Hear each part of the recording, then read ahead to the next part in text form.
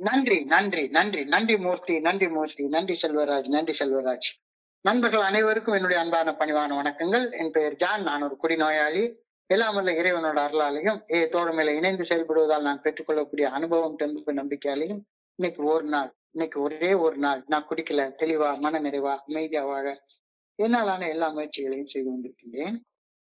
நண்பர் மூர்த்தி குறிப்பிட்டது போல, கோயம்புத்தூர் ஒருங்கிணைப்பு குழு மனசாட்சியின் தீர்மானத்தின் அடிப்படையில இந்த இரவு ஆன்லைன் மீட்டிங்ல ஒவ்வொரு நாளும் 24 hours a day, 24 மணித்துளிகள் ஒரு நாள் அப்படின்ற புத்தகத்துல இருந்து ஒரு பக்கமாக எடுத்து வாசிச்சு விளக்கம் பார்த்து கலந்தாய்ச்சி இந்த கூட்டத்தை நடத்தி கொண்டிருக்கிறோம்.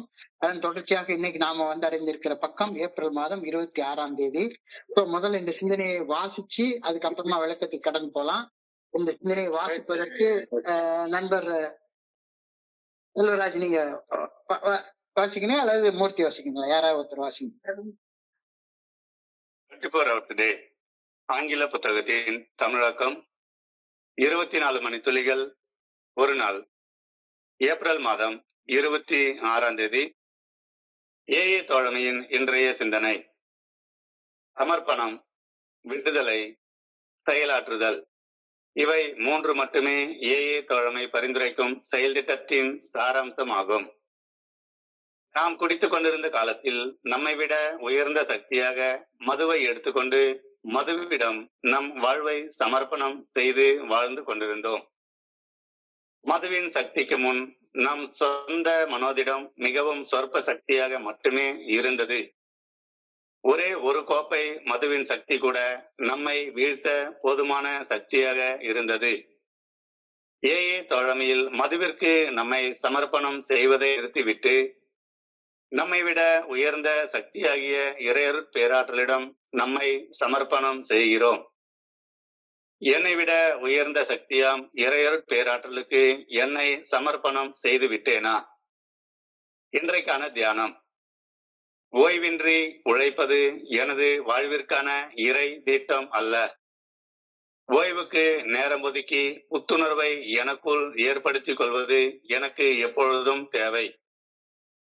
என்னில் அச்சம் என்ற உணர்வின் சிறிய அதிர்வு தென்பட்டாலும் கூட உழைப்பதை நிறுத்திவிட்டு இறையர் பேராற்றலின் சன்னதியில் நான் ஓய்வெடுக்க வேண்டும். மீண்டும் சக்தி பெறும் வரை ஒரு புனிதமான இடத்தில், புனிதமான மௌனத்தில் சொல்லற சும்மா அமர்ந்திருக்க வேண்டும்.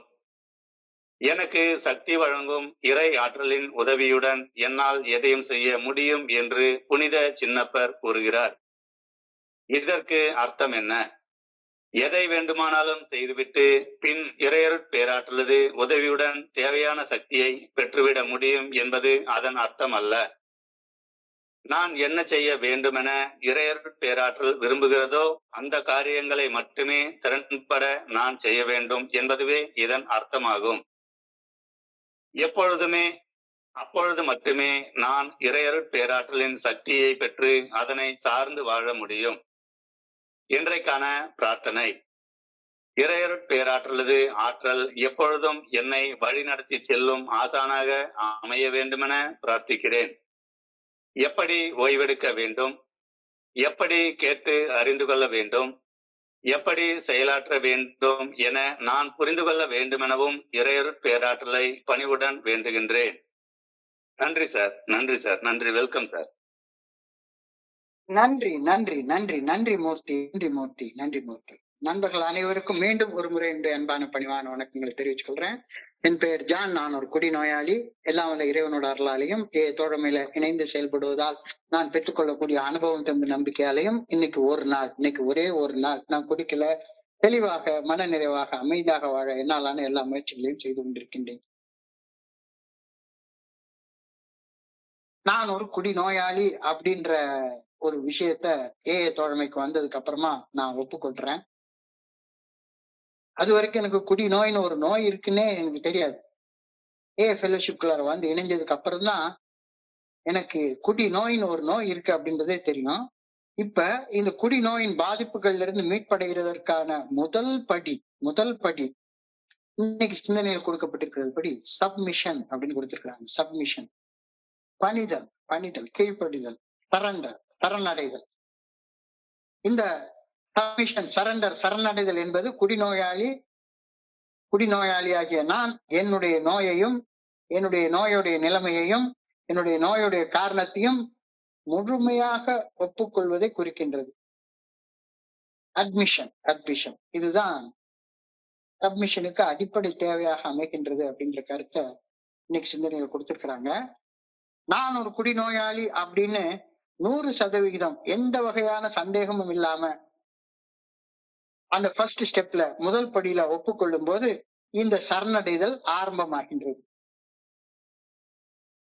எல்லா மீட்டிங்லயும் நம்ம எல்லாருமே இன்வேரியபிளா, இப்ப நான் கூட ஆரம்பிக்கிற நேரத்துல நான் ஒரு குடிநோயாளி அப்படின்னு ஒப்புக்கொண்டுதான் இந்த மீட்டிங்ல என்னுடைய பகிர்தலையே ஆரம்பிக்கிறேன். இப்போ நான் ஒரு குடிநோயாளி அப்படின்னு 100% எந்த வகையான ஐயமும் இல்லாம, எந்த வகையான சந்தேகமும் இல்லாம முதல் படியில ஒப்புக்கொள்ளும் போது இந்த சரணடைதல் ஆரம்பமாகுது. சரணடைதலை தொடர்ந்து விளையக்கூடிய விளைவு விடுதலை ஆகும். சப்மிஷனை தொடர்ந்து வரக்கூடியது ரிலீஸ், விடுதலை ஆகும். போராடுறதை விட்டுடுறது தான் விடுதலை அப்படின்னு சொல்றாங்க. போராட வேண்டிய தேவை கிடையாது. என்ன நான் சரண்டர் பண்ணதுக்கு அப்புறமாக மிச்சத்தை எல்லாத்தையும் கடவுள் பார்த்துக்க போறாரு. நான் போராட வேண்டிய அவசியம் கிடையாது. அதைத்தான் ரிலீஸ், விடுதலை அப்படின்னு சொல்றோம். விடுதலை ஆனதுக்கு அப்புறமாக செயல் என்பது ஆரோக்கியமான நடத்தைகளை குறிக்கின்றது. செயல்னா என்ன செய்யறதையும் செயல்னு இந்த இடத்துல சொல்லல. செயல் என்பது என்னுடைய ஆரோக்கியமான நடத்தைகளை குறிக்கின்றது. Healthy behaviour. செயல் ஒன்றே மந்திர சொல் அப்படின்னு சொல்றாங்க. அப்படின்னா செயல் ஒன்றே மந்திர சொல் அப்படின்றப்ப குடிக்கிறதும் செயல் தான், குடிக்கிறது நிறுத்துறதும் ஒரு செயல் தான். குடிக்கிற செயல் மந்திரத்தை உருவாக்கும் அப்படின்னு சொல்றாங்களா என்ன? இப்ப செயல்னு சொன்னாலே ஆரோக்கியமான செயலைத்தான் செயல் நீங்க சொல்றாங்க அப்படின்ற கருத்தை நான் புரிஞ்சு கொள்வேன். Action is a magic word அப்படின்னு சொல்லும் போது மனசாட்சியின் மூலம் வெளிப்படுத்தப்படும் இறையருட் பேராற்றலின் நல்ல ஒழுங்கான வழிகாட்டுதலை உறுதியாக நம்பி அந்த வழிகாட்டுதலுக்கு பணிந்து மனசாட்சி உறுத்தக்கூடிய செயல்களை செய்யாமலும் மனசாட்சி சரின்னு செய்யக்கூடிய செயல்களை செய்தும் வாழ்ற செயலைத்தான் செயல் நீங்க இந்த இடத்துல சொல்றோம். மனசாட்சி உறுத்தக்கூடிய செயலை செய்யறத செயல் இந்த இடத்துல சொல்லல. செயல் என்றாலே நல்லொழுக்கமாக செய்யக்கூடிய செயல்கள், அதைத்தான் இந்த இடத்துல சொல்றாங்க. இப்போ இன்னைக்கு சிந்தனையுடைய முதல் வரி இதைத்தான் சொல்லுது. The Alcoholics Anonymous program, 12-step recovery program of the Fellowship of Alcoholics Anonymous is one of submission, release and action. சரணடைதல், விடுதலையாகுதல், செயல்படுதல்.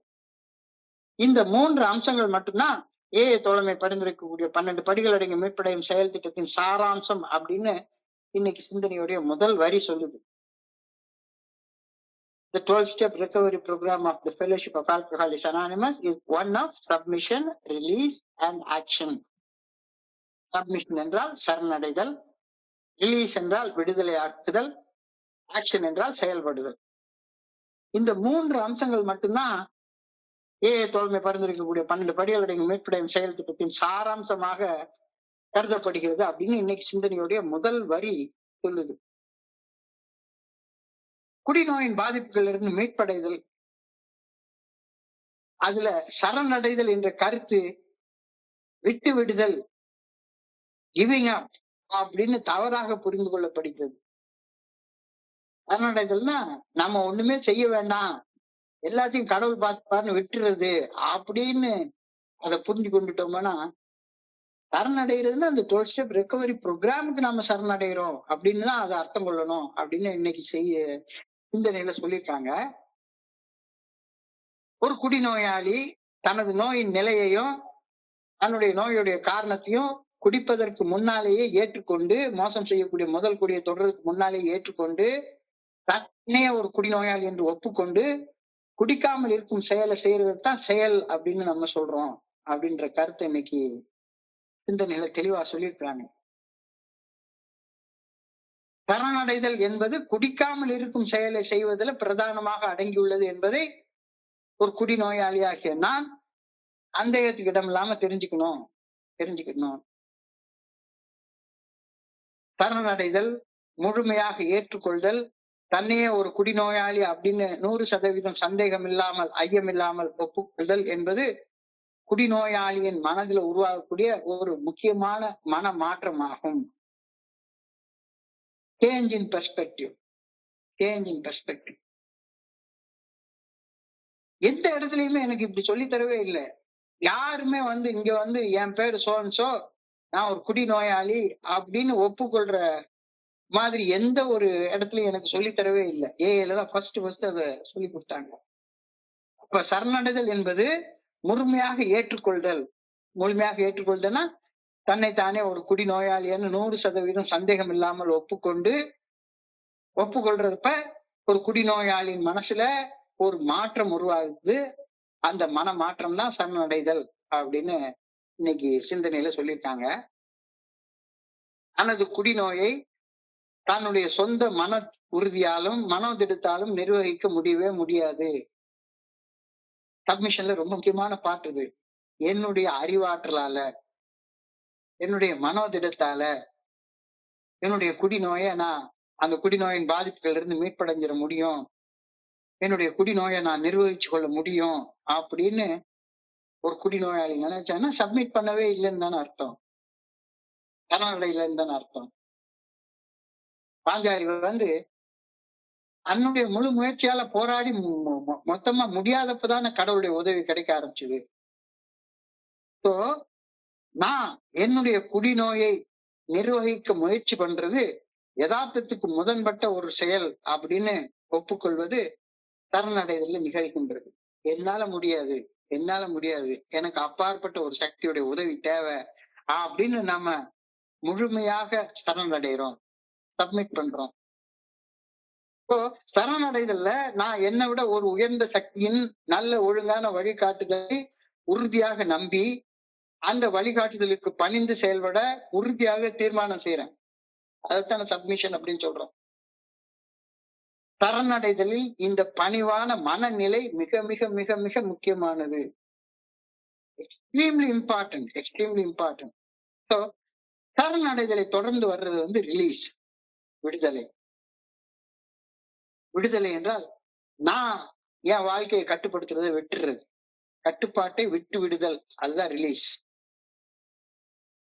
இது ஒரு சூழ்நிலையையோ அல்லது அதன் விளைவையோ கட்டுப்படுத்த வேண்டிய அவசியத்தில் இருந்து ஒரு குடிநோயாளியை விடுவிக்கின்றது.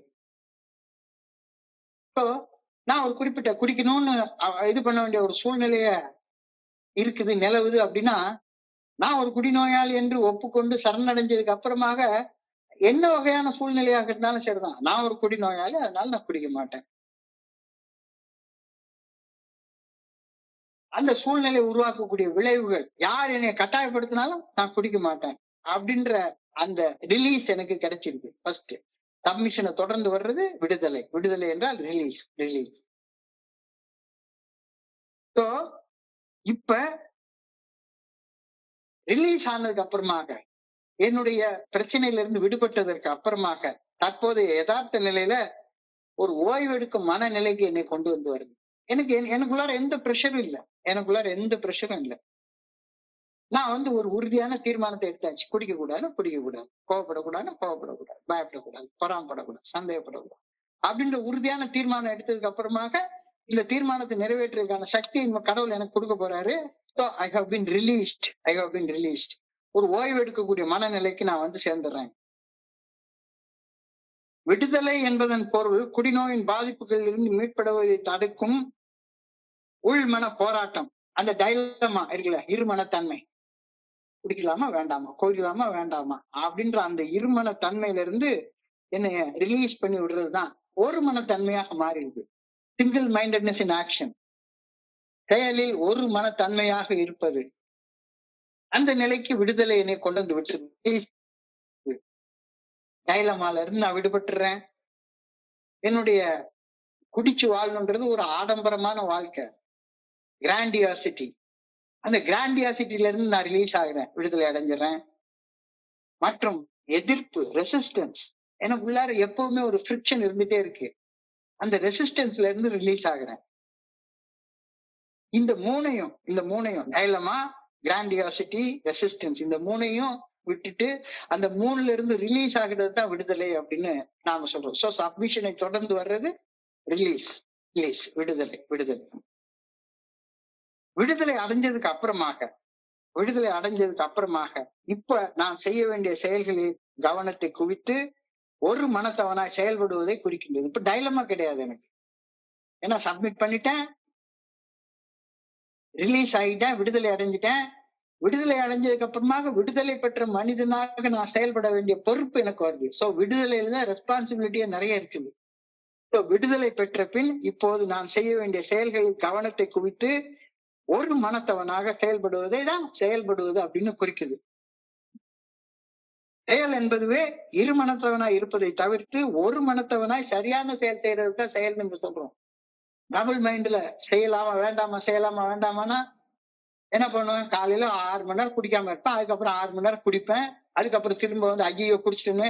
ஸோ டபுள் மைண்டட்னஸே கிடையாது. ஸோ சப்மிஷனை தொடர்ந்து வர்றது ரிலீஸ், ரிலீஸை தொடர்ந்து வர்றது ஆக்ஷன்.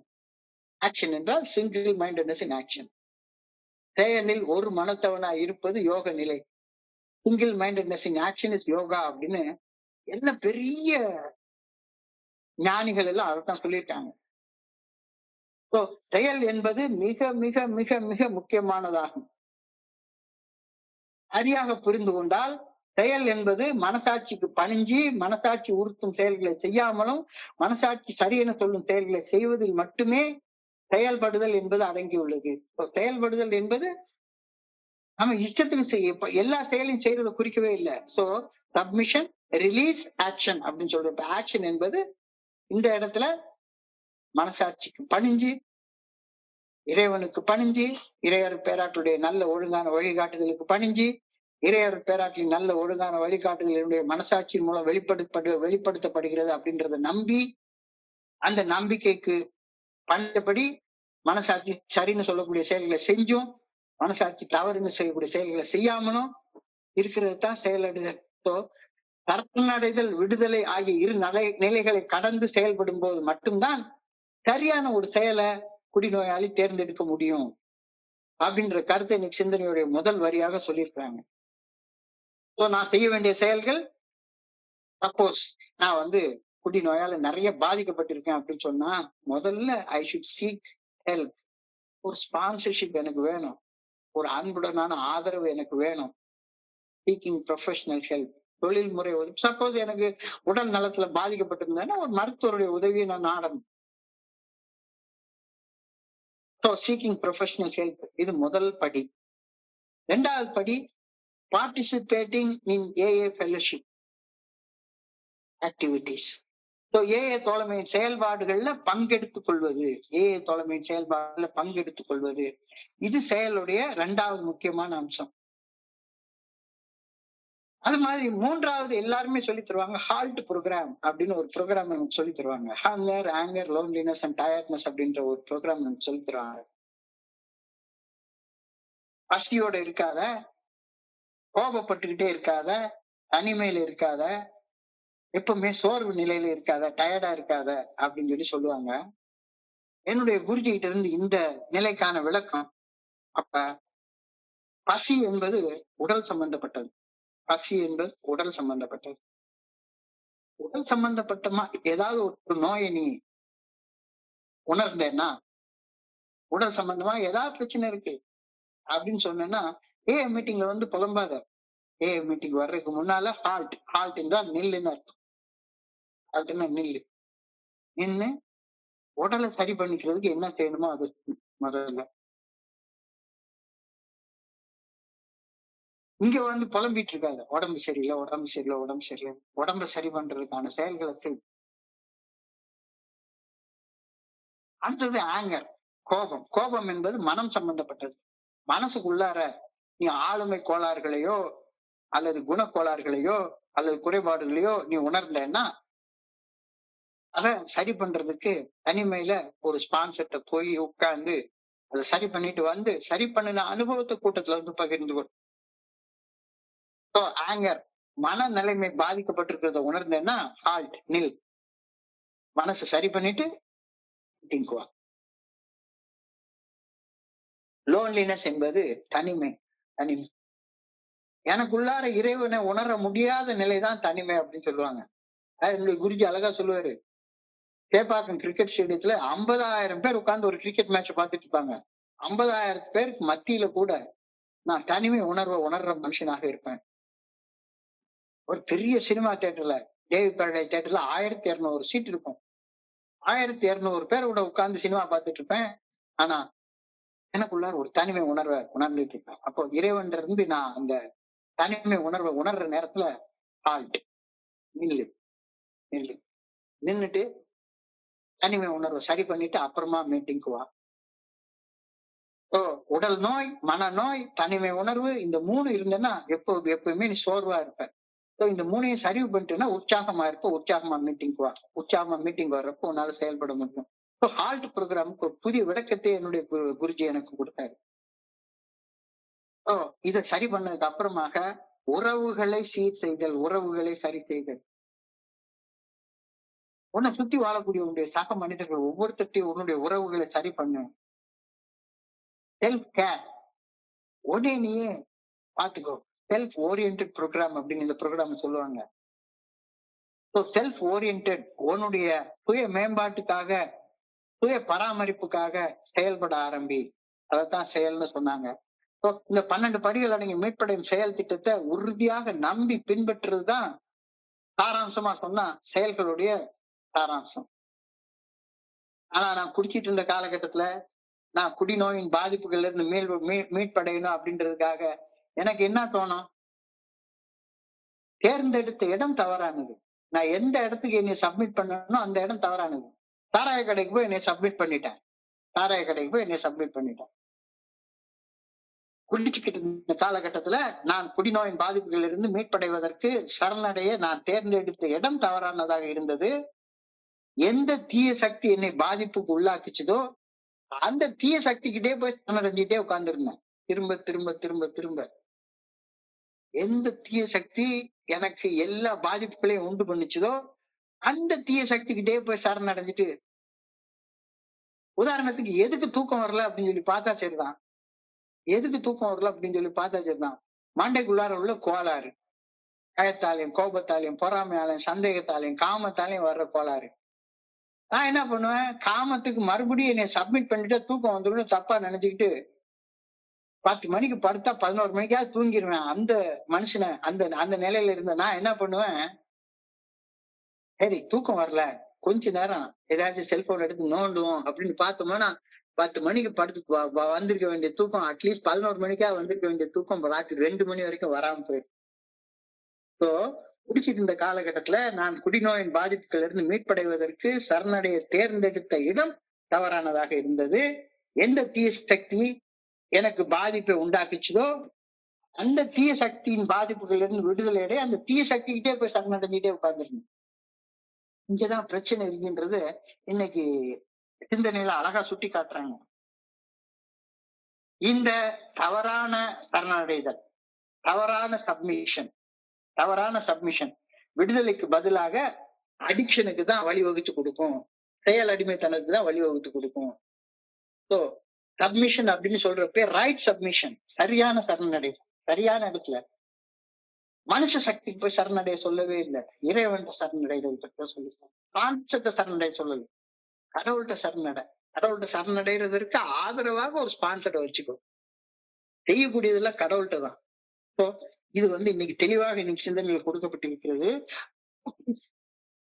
தவறான சரணடைதல் விடுதலைக்கு பதிலாக செயல் அடிமைத்தனத்தை கொடுக்கும். செயல் அடிமைத்தனத்தின் விளைவாக ஒரு செயல் அடிமையாக நான் செஞ்ச தப்பையே திருப்ப திருப்ப திருப்ப திருப்ப செய்து ஒரு அடிக்டாக வாழ்ந்து கொண்டே இருப்பேன். இந்த சைக்கிள் இப்ப எனக்கு தெளிவாக உணர்த்தி காட்டப்படுகிறது சிந்தனை.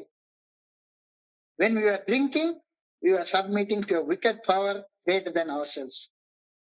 Liquor, madu. When we are drinking, we are submitting to a wicked power greater than ourselves. Our own wills are no use against that wicked power of liquor. One drink and we are sunk. ஒரு அடி அடிச்சா போதும், நம்ம செத்தோம். மதுவின் தீய சக்திக்கு முன்னால நம்முடைய will power, நம்முடைய விருப்பத்தின் சக்தி, நம்முடைய மனோதிடம் ஒண்ணுமில்லாததாக இருந்ததை நல்லா தெளிவா தெரிஞ்சுக்க முடியுது. பயனற்றதாக இருந்தது. One drink and we were sunk. என்னுடைய குருஜி அழகா சொல்லுவாரு.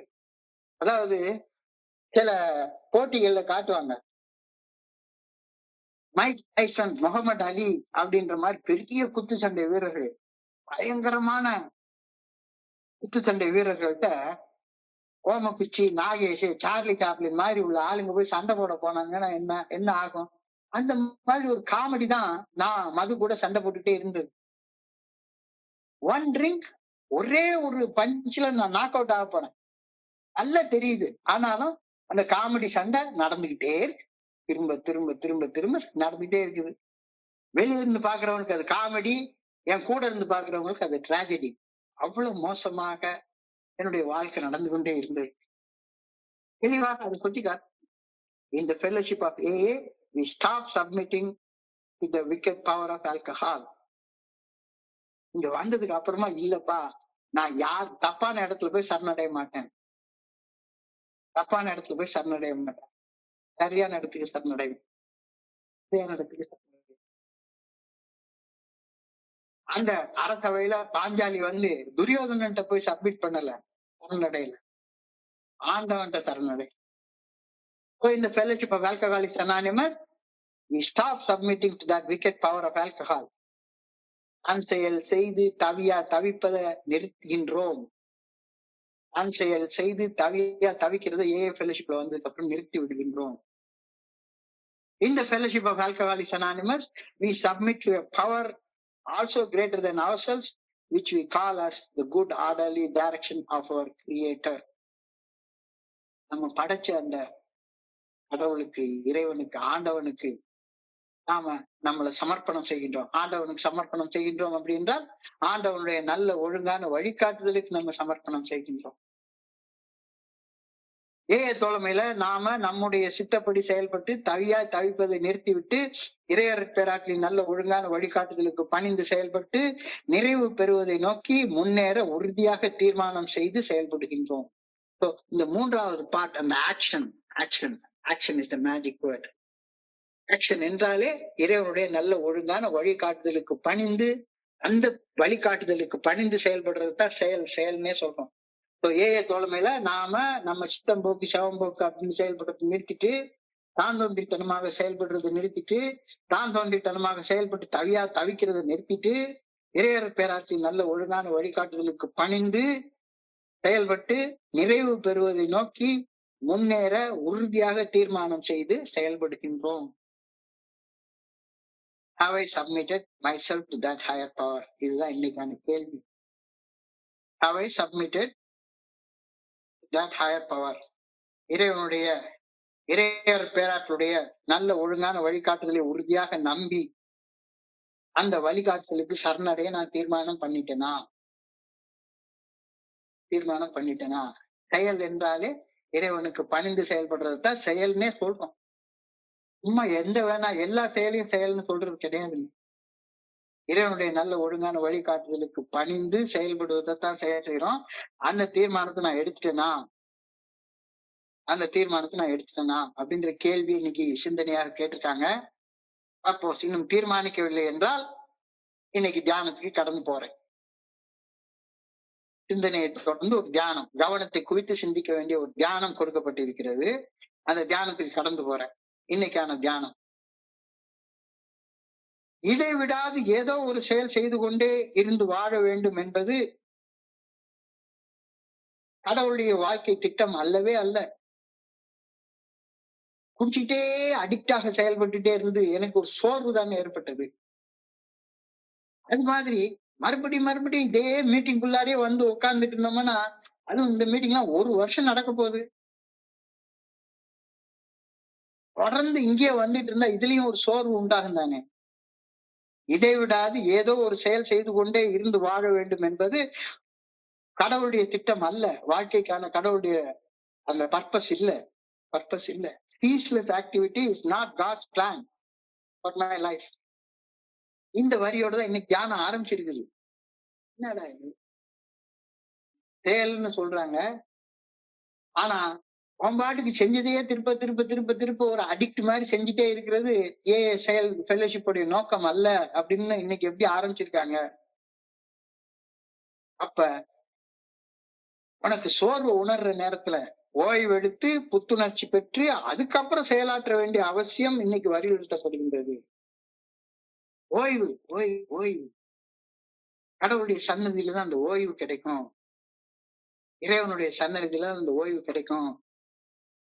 ஓய்வு எடுத்து புத்துணர்ச்சி பெற்று அதுக்கப்புறமா செயலாற்ற வேண்டியதன் அவசியம் இன்னைக்கு சிந்தனையில வலியுறுத்தி கூறப்பட்டுள்ளது.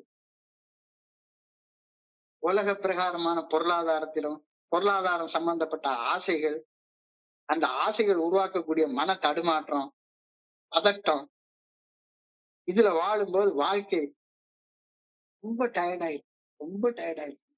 இந்த டயர்ட்னஸ நான் நிறைய மனிதர்கிட்ட பாக்குறேன். இங்க வந்து பொருளாதார பிரச்சனைகளுக்கு தீர்வு காணலாம்னு மீட்டிங்ல வந்து உட்கார்ந்து இருந்தா, இங்க என்னடா இந்த ஆள் வந்து உட்கார்ந்து எப்ப பார்த்தாலும் சிந்தனை தியானம் பிரார்த்தனை, சிந்தனை தியானம் பிரார்த்தனை, சிந்தனை தியானம் பிரார்த்தனைன்னு சொல்லிக்கிட்டே இருக்காங்க. டயர்ட் ஆகுது. அப்போ என்னுடைய டயர்ட்னஸ்ல இருந்து நான்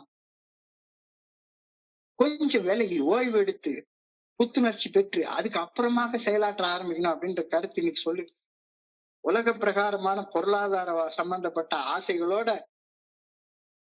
நான் இங்க வந்து உட்கார்ந்து இருந்தேன்னா என்ன விட கிடைக்க போகுது? ஆன்மீக வாழ்க்கை வாழ்னா எனக்கு காம சம்பந்தமாக பயங்கர சக்தி கிடைக்கும் அப்படின்ற நினைப்போடு தியானம் பண்றோம். தலையில இடி உள்ள எப்படி வரும்? ஆன்மீக வாழ்க்கையே கிடையாது. இறையர் பேராற்றலுக்காக நான் உருவாக்கி வைத்திருக்கக்கூடிய அந்த புனிதமான இடம், என் வீட்டுல ஒரு புனிதமான இடத்தை உருவாக்கி வச்சிருக்கிறேன். சுத்தமான ஒரு இடத்த 3 இடத்தை நான் உருவாக்கி வச்சிருக்கிறேன். அந்த புனிதமான இடத்துல புனிதமான மௌனத்துல சொல்லற சும்மா அமர்ந்திருக்கிறது தான் ஓய்வு நிலை. ஒண்ணும் செய்ய வேண்டாம். சரி, கொஞ்ச நேரம் ஓய்வு எடுக்கிற நிலையில இருக்கு. அதாவது ஒரு 10 நிமிஷம் தியானம் பண்றது 2 மணி நேரம் தூங்குறதுக்கு சமம் அப்படின்னு சொல்றாங்க. 1 மணி நேரம் தியானம் பண்ணா கிட்டத்தட்ட 8 மணி நேரம் தூங்கி ஓய்வு எடுத்ததற்கான சமம் அப்படின்னு பெரியவங்க சொல்றாங்க.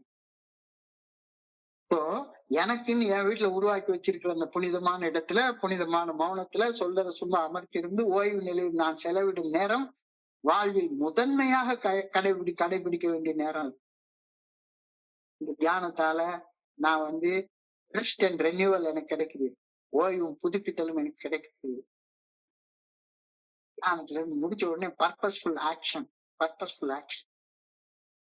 நான் இன்னைக்கு இந்த சிந்தனைய எழுதுறதுக்கு முன்னாலேயே, இந்த சிந்தனையை குறிச்சு புத்தகத்தை படிக்கிறதுக்கு முன்னால காலையில இன்னைக்கு கிட்டத்தட்ட 5:30 மணில இருந்து 6:30 மணி வரைக்கும் 1 மணி நேரம் தியானத்துல உட்கார்ந்ததுக்கு அப்புறம் இந்த புத்தகத்தை எடுக்கிற நேரத்துல அந்த ஓய்வு நிலையில என்னுடைய பிரெயின் வந்து ரிஃப்ரெஷ்டா புதுப்பிக்கப்பட்டு இருந்தது.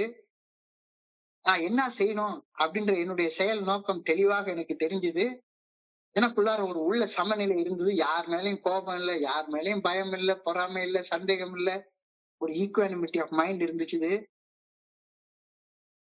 ஒரு உறுதியான நம்பிக்கையோட இன்னைக்கு நாள் முழுக்க வாழ முடிஞ்சுது. இதோடைய நடைமுறை பயன்பாடு என்ன? ஒரு ஓய்வு அட்டவணை ஷெட்யூல் போட்டுக்கோ. தினசரி தியானிக்க வேண்டியதுக்கு ஒரு நேரம் 5 நிமிஷம் 10 நிமிஷம் போதும். ஒரு 5 நிமிஷம் தியானிக்கிறது ஒரு மணி நேரம் தூங்குறதுக்கு சமமானது. வெறும் 5 நிமிஷம் தியானிக்கிறது 1 மணி நேரம் தூங்குறதுக்கு சமமானது.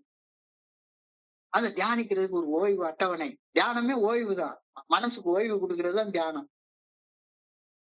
சதா சர்வகாலம் என்னத்தையாச்சும் யோசிச்சுக்கிட்டே இருக்கிறதுல இருந்து ஓய்வு நிலைக்கு வர்றது.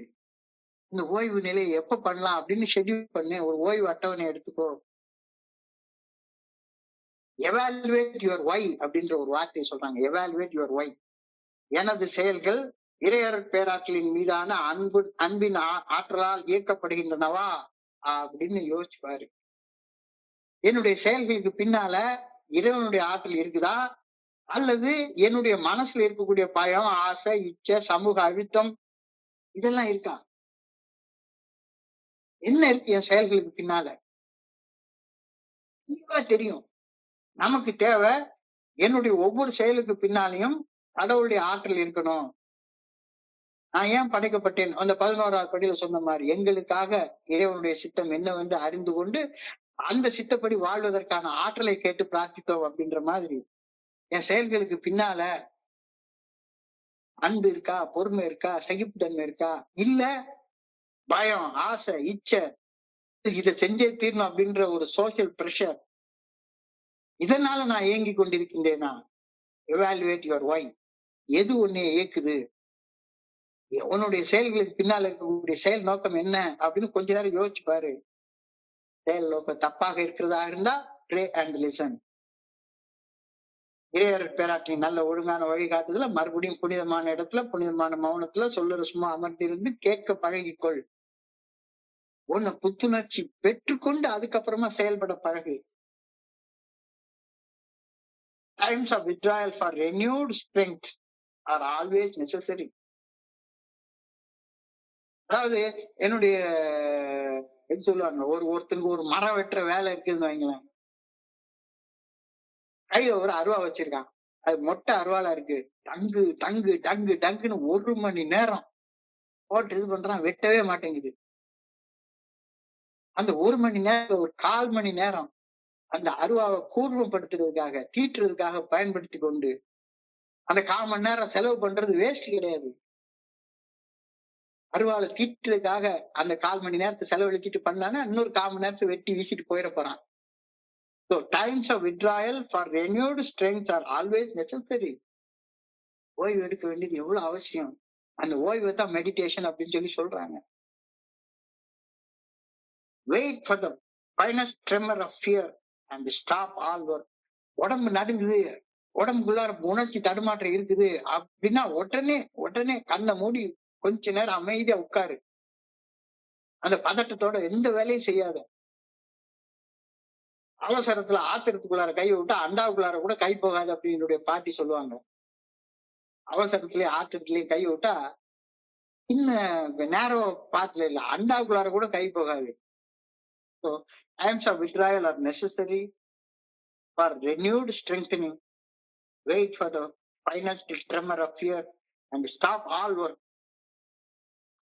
எல்லாத்தையும் செய்யறது நிறுத்திட்டு and rest before God until you are strong again. திரும்பியும் செயலாற்றுவதற்கான சக்தி. காலையில எந்திரிச்ச உடனே சும்மா போய் உட்கார்ந்து பண்ணாத. ஒரு செயலை செய்யறதுக்கு முன்னால அந்த கருவிய கூர்மையா வச்சுக்கோ, உன்னுடைய உடலை கூர்மையா வச்சுக்கோ, மனசை கூர்மையா வச்சுக்கோ. மனசை கூர்மையா வச்சுக்கிறதுக்கு அந்த ஓய்வு தேவை. இந்த ஓய்வு தேவை. Deal in the same way with all tired feelings. என்னென்ன டயர்ட் ஃபீலிங்ஸா உருவாகுதோ அந்த டயர்ட் ஃபீலிங்ஸை டேக்கிள் பண்றதுக்கு இதே மெத்தடை கடைப்பிடி. இறைவனின் ஆற்றலால் என்னால எதையும் செய்து முடிக்க முடியும் அப்படின்னு தென் பால் அவர்கள் சொல்றாரு. You can do anything with the strength of God அப்படின்னு சொன்னா இதுக்கு என்ன அர்த்தம்? எந்த தீமையும் நீங்க செய்யறதுக்கு சக்தி இருக்கு அப்படின்னு அர்த்தமா என்ன? இருக்குன்னா அப்படி அர்த்தம் எடுத்துக்கொள்வான். என்னை இயக்குகின்ற இறையர் பேராற்றலின் அந்த ஆற்றலால எதையும் செய்ய எனக்கு சக்தி உண்டு அப்படின்னு தென் பால் அவர்கள் சொல்றாரு. அந்த வார்த்தைக்கு என்ன தீமைன்னாலும் சரிதா, எவ்வளவு பெரிய பொம்பளையா இருந்தாலும் மடக்கி போடுற சக்தி எனக்கு உண்டு அப்படின்னு ஒருத்தன் சொல்லிட்டு இருந்தான்னா அவனை கிறுக்கன்னு சொல்லாம என்னன்னு சொல்றது? எந்த தீமையும் செய்யும் ஆற்றல் எனக்கு உண்டு, அதுதான் கடவுளுடைய ஆற்றலால் நான் எதை வேணாலும் செய்வேன் அப்படின்னு ஒருத்தன் நினைச்சுக்கிட்டான்னா அவனோட பைத்தியக்காரன் யார் இருக்க முடியும்? மனசாட்சி உறுத்தும் செயல்களை செய்யாதிருக்க ஆற்றல் எனக்கு உண்டு. மனசாட்சி சரின்னு சொல்லக்கூடிய செயல்களை செய்யறதுக்கு ஆற்றல் எனக்கு உண்டு அப்படின்னு தானே அவர் சொல்றாரு. இதையே தப்பா புரிஞ்சுக்கிட்டு எதையும் செய்ய எனக்கு ஆற்றல் உண்டு அப்படி கிடையாது. நன்மை செய்ய எனக்கு ஆற்றல் உண்டு, தீமை செய்யாம இருக்க எனக்கு ஆற்றல் உண்டு அப்படின்னு எடுத்துக்கணும். இத ஸ்டேட்மெண்ட் ஆஃப் ஃபெய்த் அப்படின்னு சொல்லி சொல்றாங்க. Statement of faith. I am to do things I believe God wants me to do and only then I can rely on the strength of God. கடவுள் என்னை எந்த மாதிரி வாழணும்னு விரும்புறாரோ அந்த மாதிரி வாழ்றதற்கான ஆற்றலை மட்டும்தான் கடவுள் எனக்கு கொடுப்பாரு. இல்லைன்னா உன் ஆற்றலை வச்சு வாழ்ந்துக்கோ அப்படின்னு தானே சொல்றாங்க. தெளிவாக அழகா சொல்றாங்க. இது தொடர்ந்து இன்னைக்கு பிரேயர் போறாங்க. I pray that God spirit may be my master always. இறையர் பேராற்றலது ஆற்றல் எப்பொழுதும் என்னை வழிநடத்தி செல்லும் ஆசானாக அமைய வேண்டும். என்னுடைய லீடராக கடவுள் இருக்கணும் அப்படின்னு அன்போட வேண்டேன். ஐ pray that I May learn how to rest, how to listen and how to work. எப்படி ஓய்வு எடுக்கணும், எப்படி கேட்டு அறிஞ்சுக்கணும், எப்படி செயலாற்ற வேண்டும், இதை நான் புரிந்து கொண்டு செயல்பட வேண்டும் என்று இறைவனை பணியோடு வேண்டிக் கொள்கின்றேன். ரொம்ப அழகாக சொல்லியிருக்காங்க, ரொம்ப அழகா. இன்றைய சிந்தனைய திருப்பி பார்த்து சுருக்கமாக பார்த்தோம்னா, குடிநோயின் பாதிப்புகள் இருந்து மீட்படைவதற்கு நமக்கு தேவை சப்மிஷன், ரிலீஸ், சரண்டர்.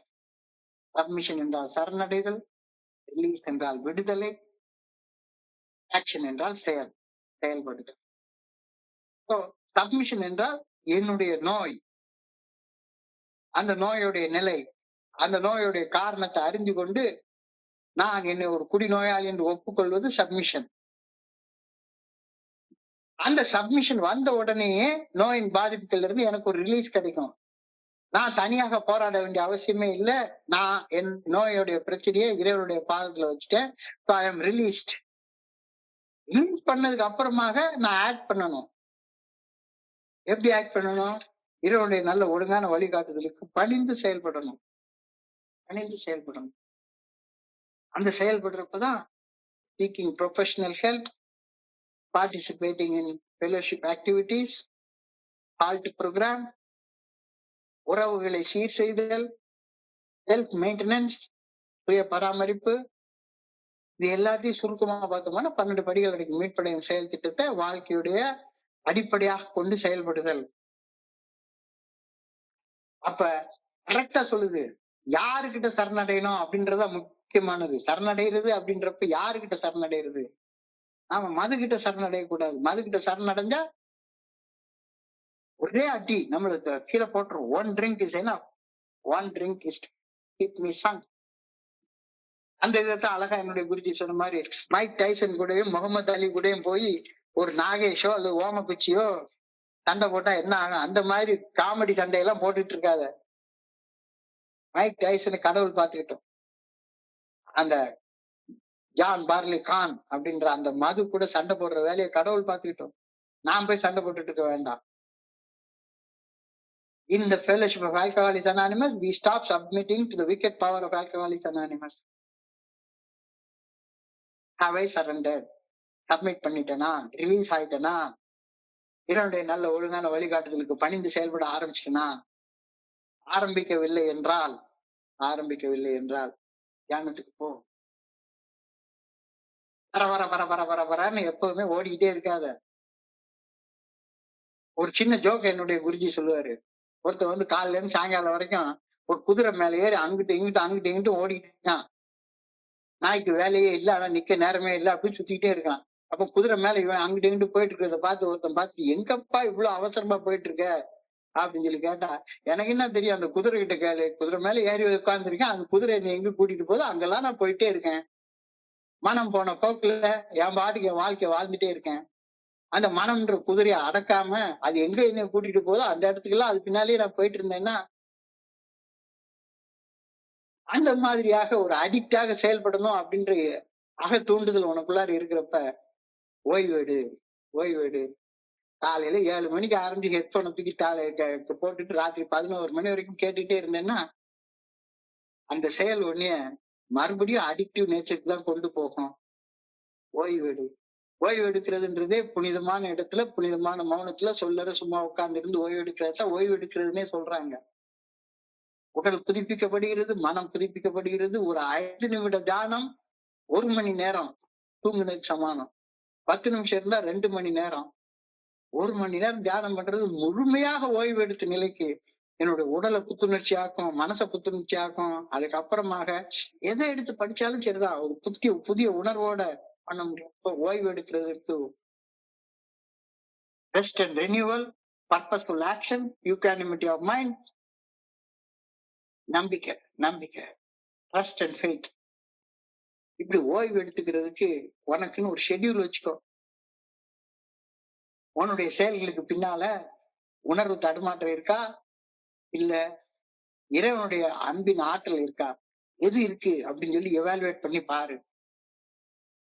சப்போஸ் உணர்வு தடுமாற்றங்கள் தான் உன்னைய அலக்கழிச்சிட்டு இருக்குது அப்படின்னா ஓய்வு நிலைக்கு போ. ஓய்வு நிலைக்கு போ. இறையர் பேராற்றின் நல்ல ஒழுங்கான வழிகாட்டுதலை புனிதமான இடத்துல புனிதமான மௌனத்துல உட்கார்ந்து இரு. Times of withdrawal for renewed strength is absolutely necessary. உன்னைய உணர்வுகள் தடுமாற வைக்குதுன்னா wait for the tremor finest tremor of fear. Stop all activities. சட்டு நிறுத்திடு. போய் உட்காரு, அமைதியா உட்காரு. பதட்டத்தோட எதையுமே செய்யாத. அமைதியானதுக்கு அப்புறமா செய்ய ஆரம்பி. கடவுள் உன்னை எந்த வழியில வழி நடத்துறாரோ அந்த வழியில செய்ய. இறைவனுடைய ஆற்றலால என்னால எல்லாம் செய்ய முடியும். தீமை செய்யறதுக்கு உனக்கு அனுமதியே கிடையாது. இறைவனுடைய ஆற்றலால மனசாட்சி நல்ல ஒழுங்கான வழிகாட்டுதலுக்கு பணிந்து செயல்படதான் ஆற்றல் பெற்றுக்கொள்ள முடியும். தீமை செய்யறதுக்கு ஆற்றலாம் உனக்கு கிடைக்கவே கிடைக்காது. I pray that God's spirit may be my master always. இறையர் பேராற்றலது ஆற்றல் எப்பொழுதும் என்னை வழி நடத்தி செல்லும் ஆசானாக அமைய வேண்டும் என அன்புடன் வேண்டுகின்றேன். I pray that I may learn how to rest, how to listen, and how to act well. எப்படி ஓய்வு எடுக்கணும், எப்படி நம்ம தெரிஞ்சுக்கணும், எப்படி செயலாற்றணும், இதெல்லாம் இறைவனுடைய நல்ல ஒழுங்கான வழிகாட்டுதல் இல்லாம கிடைக்கவே கிடைக்காது. புரிஞ்சு கொள்றதுக்கான ஆற்றல ஆண்டவா எனக்கு கொடுன்னு பிரேயர் பண்ணிட்டு அதுக்கப்புறமா எல்லாத்தையும் செய்ய அப்படின்ற அழகான கருத்தை எனக்கு சொல்லியிருக்காங்க. மிக அழகான அற்புதமான கருத்து. இப்போ இன்றைய சிந்தனையை படிச்சு பாக்குறப்ப என் மனதை கடந்து சென்ற சிந்தனைகளை உங்க கூட பகிர்ந்து கொள்ள இந்த நல்ல வாய்ப்பு உருவாக்கி கொடுத்த இந்த குழுவிற்கு என்னுடைய மிக பணிவான நன்றிகளை தெரிவித்துக் கொள்றேன். இதுவரைக்கும் பொறுமையாக கேட்ட ஒவ்வொரு நண்பருக்கும் என்னுடைய பணிவான நன்றிகள். இந்த இரவு பொழுது நண்பர்களுக்கு இனிமையான இரவாக அமையணும்னு இறைவனை பணிவோட வேண்டிக் கொள்கின்றேன். நன்றி நன்றி நன்றி நன்றி நன்றி நன்றி நன்றி. வாழ்க வையகம், வாழ்க வளமுடன். Thank you so much.